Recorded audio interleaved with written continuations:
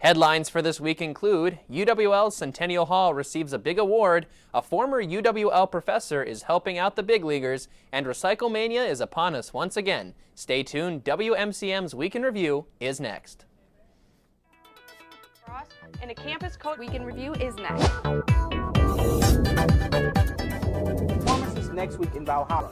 The evening's program.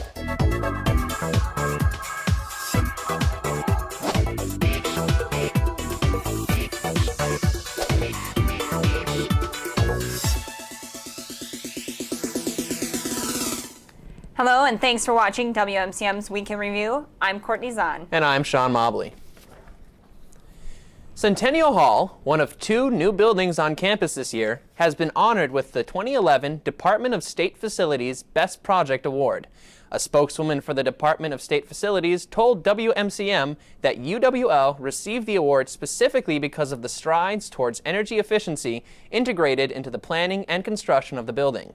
Indeed, the design team highlights the abundance of natural light in the hall, cutting down on electricity usage and conserving precious resources. Chancellor Gao commented on the award, saying that it helps cement Centennial Hall's place as the heart and soul of campus. The award will be presented by Governor Scott Walker in late March. Former UWL professor Jack Curtis is using his love for baseball and teaching to help out some big leaguers. Once a UWL Health Department teacher, Curtis is now a part of the Philadelphia Phillies staff. As the Phillies mental skills coach, he works one-on-one with players in the minor leagues who want to strengthen their mental game to complement their physical game. Curtis says when professional baseball players struggle, it's often a sign they need to tweak their mental game, much like they do their physical game. Just like rebooting a computer, something they can be slightly turned off and then they can reboot, it can usually get back to normal. Curtis just recently published his 12th book called Baseball's Sixth Tool, The Inner Game. This book focuses on helping baseball players develop their mental game. Although he wrote this for baseball, Curtis says that they can be used in any area of your life. And now we're going to kick it over to Shelby Kromenacher to tell us all about Recyclemania. Thanks, Courtney. Time to recycle, everyone. UWL is once again participating in Recyclemania this year. The mission of this national competition between colleges and universities is to promote waste reduction activities to their campus communities. Each spring, colleges across the United States and Canada report the amount of recycling and trash collected every week. The totals are then ranked in various categories based on who recycles the most on a per capita basis, as well as which schools having the best recycling rate as a percentage of total waste, and who generates the least amount of combined trash and recycling. With each week's updated ranking, participating schools follow their performance against other colleges and use the results to rally their campus to reduce and recycle more.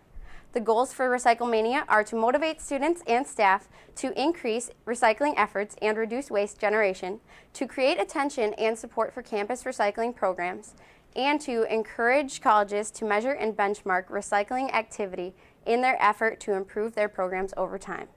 This year, the competition runs through Saturday, March 31st.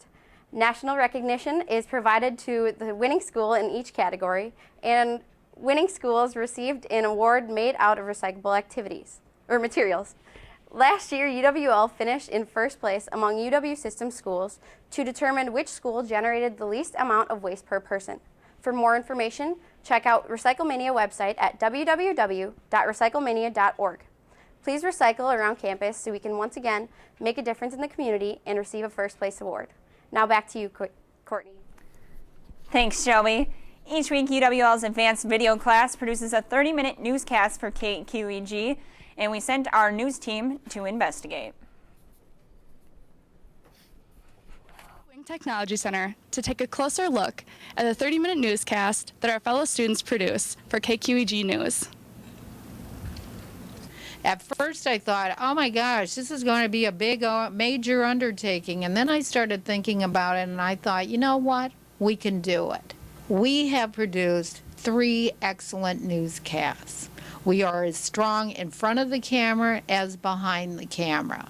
And so I'm looking forward to more and more types of these productions. In fact, I'm thinking of integrating it next fall so that, again, we are producing a 30-minute newscast for KQEG. So what are some things that go on in the KQEG studio? Basically what we do is every Friday we put out a 30-minute newscast, and it gets aired on KQEG actually on Saturday. So this is the only thing that we do here on campus that isn't live. We tape it here on Friday. It goes out Saturday at 11. We tend to cover stories that are more local, where at WMCM we cover stories that are here on campus, and it gives us an opportunity to really get out into the community and see what people are talking about and what the news is covering, and really give an update and a wrap-up of the news that's gone over the week. And it's a very professional atmosphere. It's all student run. We all write our own stories. We produce everything in front and behind the cameras, all students. Dr. Turner is just here to kind of oversee things and help us along the way if we have any questions. But yeah, we do all the work, and we're putting out some professional newscasts, so it feels pretty good. This has been Noelle Anderson, Brett Bailey, and Kelsey Bauer reporting from WMCM News. The newscast airs every Saturday morning at 11 a.m. on KQEG. Get out your clippers. St. Baldrick's Day is here again. Coate Hall, one of the 11 residence halls on campus, is putting on their annual head shaving event to support child cancer research. The program will take place in the Rec Center on March 24th. Brave students who raise a minimum of $20 can shave their heads to make wigs for children with cancer. Those with shorter hair can donate their locks for use cleaning up oil spills. And those who don't want to shave their heads can donate to those who are. Proceeds will go to support research to end childhood cancer.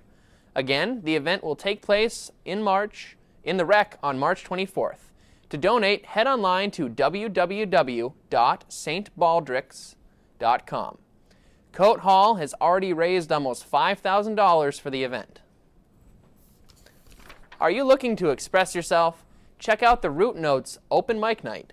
WMCM sent two of our own to see what it was all about.